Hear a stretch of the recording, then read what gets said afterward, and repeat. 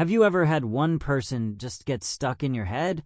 I'm not talking about a simple crush or thinking someone is attractive.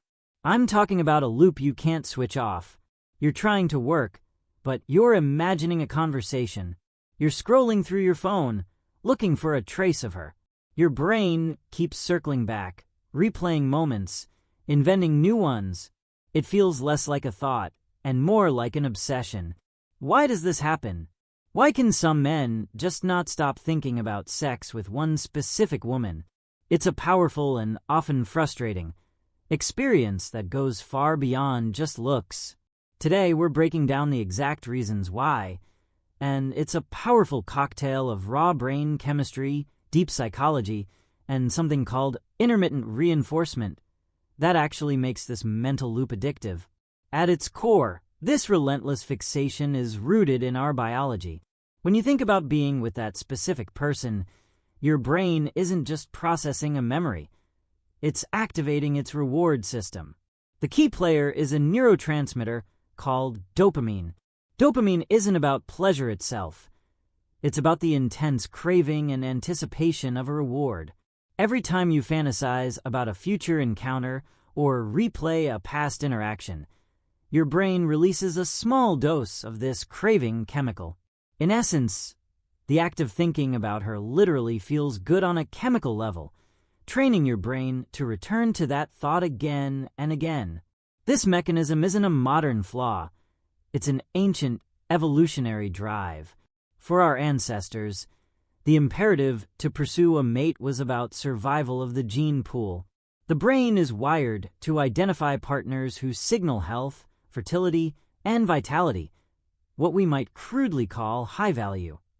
When a man encounters a woman who strongly triggers these deep-seated signals, his brain can flag her as a paramount objective. It's a primal directive that says, "This one is important. Do not forget. Pursue." This creates a powerful, almost single-minded focus that was once crucial for success. Compounding this is the role of testosterone. This primary male sex hormone is a powerful driver of libido. Higher levels of testosterone are directly linked to a higher frequency of sexual thoughts and a more intense sex drive. So, for a man with a healthy testosterone level, this biological engine is already running hot. When a specific person captures his attention, all these systems, the dopamine-driven craving, the evolutionary imperative, and the hormonal fuel, align to create an incredibly potent mental pull. But if this were the whole story, any attractive person could trigger this same level of obsession. Biology provides the engine, but it doesn't explain why you're fixated on one specific destination. So what is it about her that takes this biological machinery and locks it onto a single target? While biology lights the fuse, psychology builds the bomb. The first and most powerful ingredient is unavailability. When a person is uncertain or unattainable, she's an ex, a coworker who's off limits, or a friend who sees you only as a friend, the brain's pursuit circuit ignites. Attainable attraction is a closed loop. You feel it, you act on it, and it resolves. But unattainable attraction is an open loop, an unsolved equation that the mind feels compelled to solve. It becomes a puzzle, and your cognitive resources are endlessly deployed to crack the code.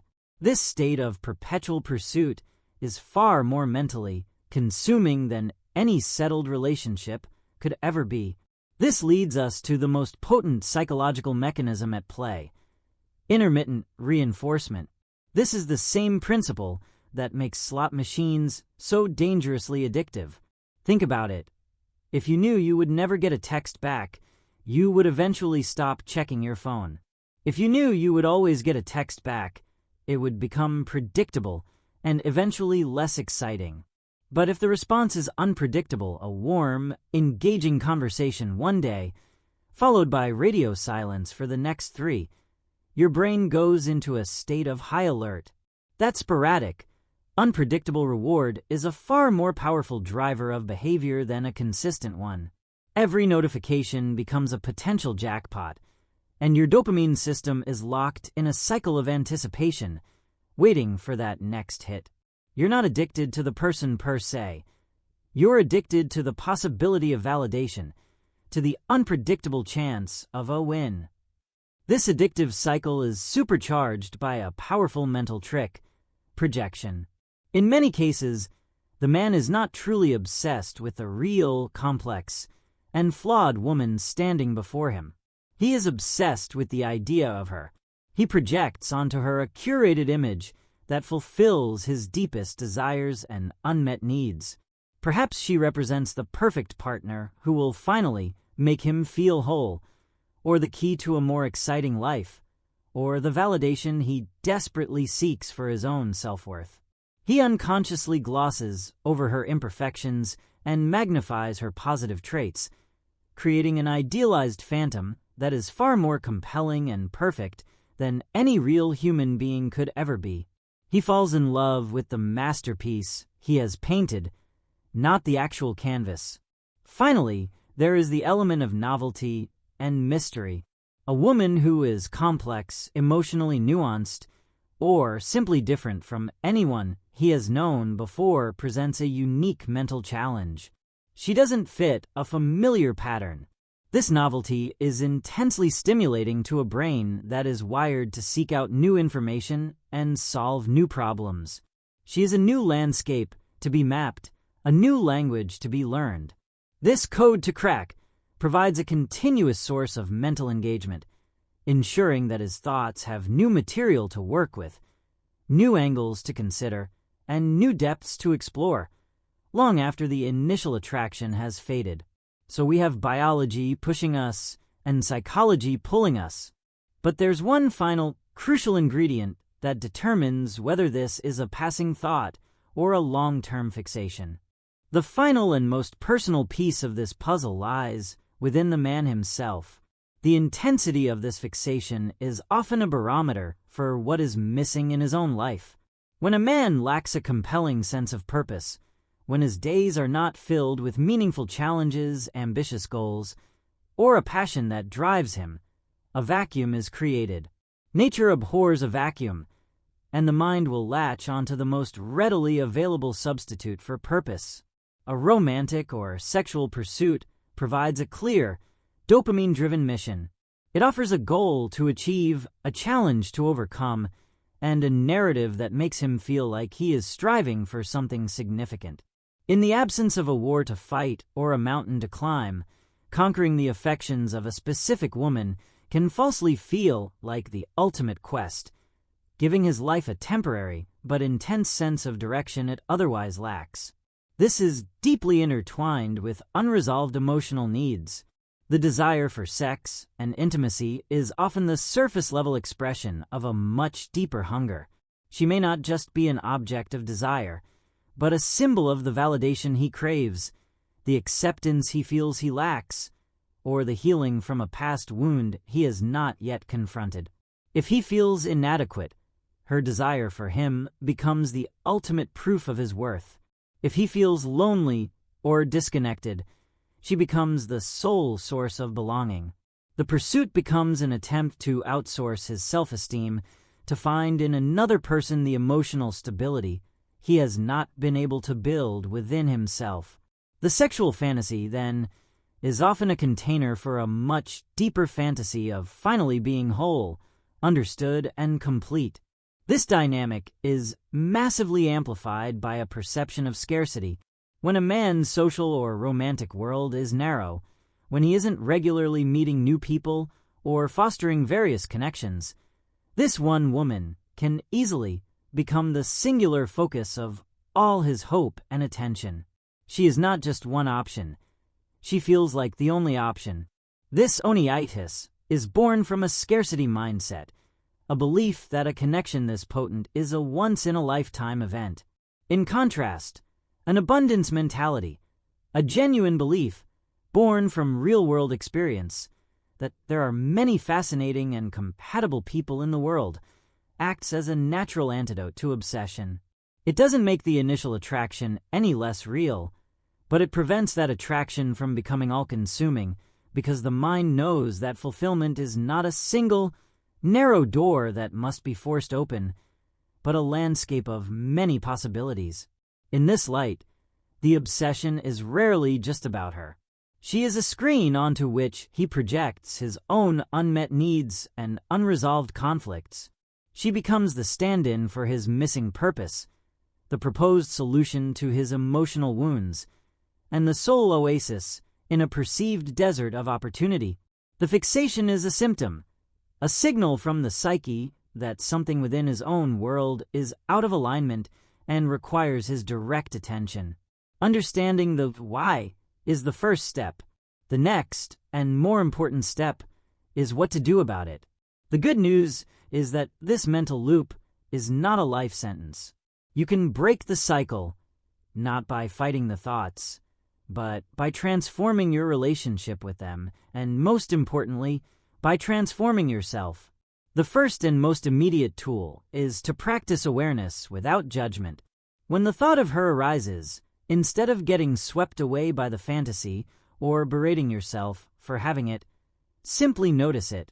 Acknowledge it with a neutral internal phrase like, "Ah, there's that thought again."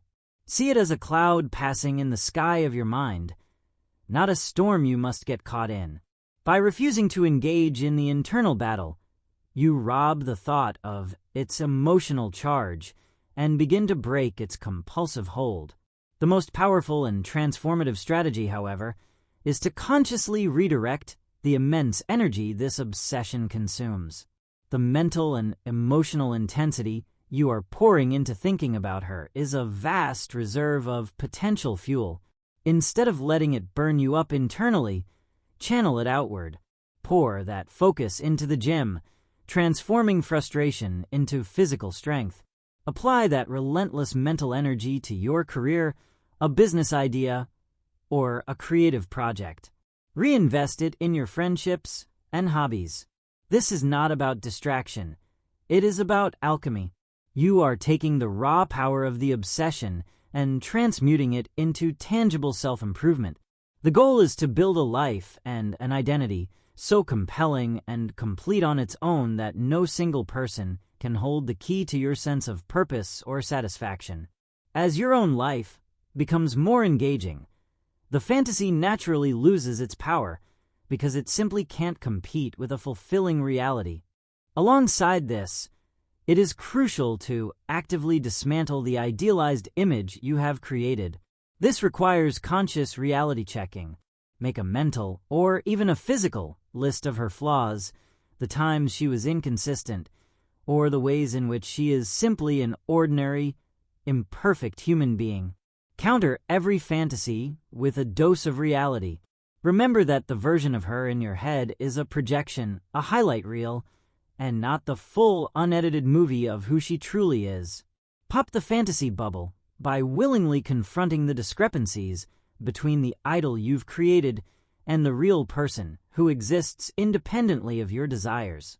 Finally, gently but deliberately work to expand your social world. A hyperfocus is sustained by a narrow field of view. Make a conscious effort to meet new people, not with the immediate pressure of finding a replacement, but with the genuine curiosity to connect with a wider range of individuals. Engage in new social activities, accept invitations you might usually decline, and practice simply being present in conversations with different people.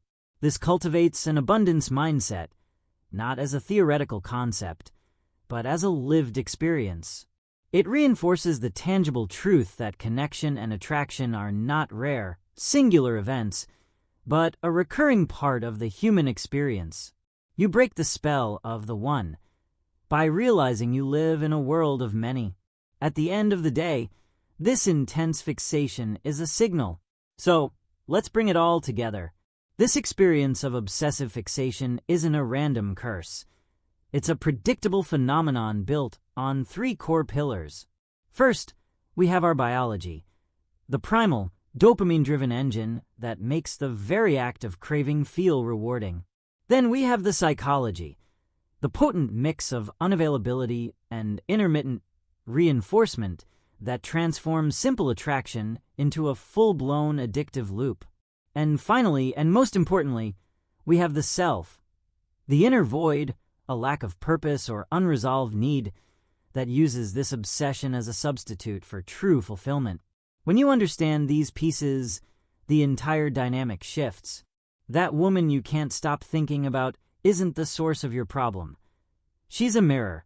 She's reflecting back a deep, internal desire for connection, for purpose, and for a life filled with passion. The real work, then, isn't about winning her over or trying to force a reality that doesn't exist. The real work is an inside job. It's about turning all that intense energy inward and building a life for yourself where you are the undisputed main character, a life so rich and engaging that no single person holds the power to dictate your peace of mind. If this journey into the mind resonated with you, I'm curious, what was your biggest takeaway? What part of this explanation clicked for you? Let me know in the comments below. I really do read them. And if you found this helpful in understanding yourself a little better, hitting that like button and subscribing for more videos would be greatly appreciated. We're all just trying to figure out the psychology of our everyday lives. Thanks for watching.